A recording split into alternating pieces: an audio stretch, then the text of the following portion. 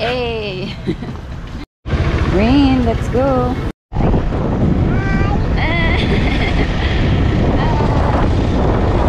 Magandang araw! Today nga, ang aming agenda ay sunduin ang aking pamangkin sa school. Before kami pumunta ng school, of course, nag-gas muna kami. Sa Kapsay Elementary School pala nag-aaral yung aking pamangkin na si Faith. So, medyo malayo siya sa amin. And since hindi makapagsundo yung kanyang papa kasi nasa trabaho, so, tito's duty ngayon. Ito pala yung kanilang classroom, kindergarten. And here naman, habang hinihintay namin lumabas yung pamangkin ko, bumili muna kami ng food para sa pamangkin kong isa, of course, para din sa amin. And tapos na yung class nila ngayon. Half day lang pala sila, kaya maaga dapat kaming pumunta dito kasi naiyak talaga tong pamangkin ko mas na hindi niya kami nakikita. Na nga siya pala si Faith. Bakit Faith yung pangalan niya? Kasi siya yung unang pamangkin namin. Tapos yung pagbubuntis sa kanya ng ate ko is sobrang maselan. Kasi yung case ng ate ko nun is placenta previa. So nauuna yung kanyang senta. Kaya nagkakos ng bleeding. That time talaga, mas naging malakas yung faith namin. Nga delikado yung case nilang dalawa. Hindi lang yung baby, pati din si ate. Ako pala yung nagpangalan sa kanya. Wala, share ko lang. So, here nga pala guys. Pauwi na kami dito. Ito yung first day na sinundo namin yung aming pamangkin. And here nga ay, yung isa kong pamangkin na si Rain. Patulog siya sa biyahe, kaya ayan, nalaglag yung kanyang Crocs. Tapos, ito naman yung second day ng pasundo namin sa kanya. Syempre, kasama na naman namin yung aming Rain.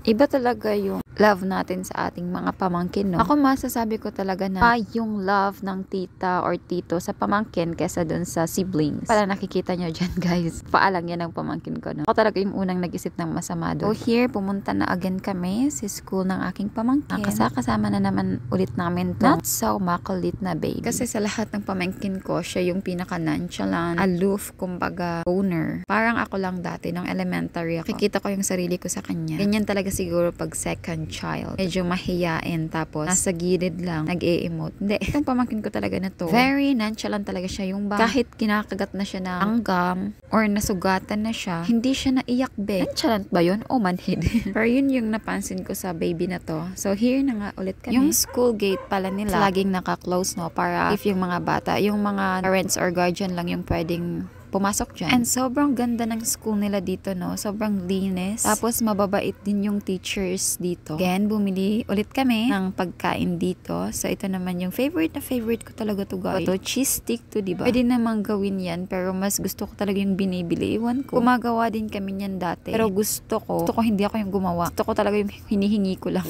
Ayan yung pamangkin ko. Matalino yan. Yes, I know matalino siya kasi gusto kong sabihin na matalino yung pamangkin ko. At wala kayong pake. Joke lang. Pero sabi kasi ng teacher niya, galing daw siya sa school. Sabi kasi teacher niya, syempre, mana yan sa akin. Hindi, joke lang. So, pauwi na nga ulit kami. Instant mama nga ako dyan. Ba talaga yung tayuan pag ikaw yung aalaga sa pamangkin mo? Lang baluktot yung likod mong straight. Kaya minsan yung iba, nasabi nila, losyang na. Yung mga may anak. Pero hindi nyo talaga yan masasabi, lalo na pag kayo yung nag-aalaga. Wala, naisingit ko lang yun. So, before pala kami bumalik ng Poro, punta muna kami sa dating bahay nila Faith, sinira. Kasi binili na ng panya. Or hindi naman sa kanila yung land doon. O, eto na nga kami. Yun lang for today's video. See you in another one.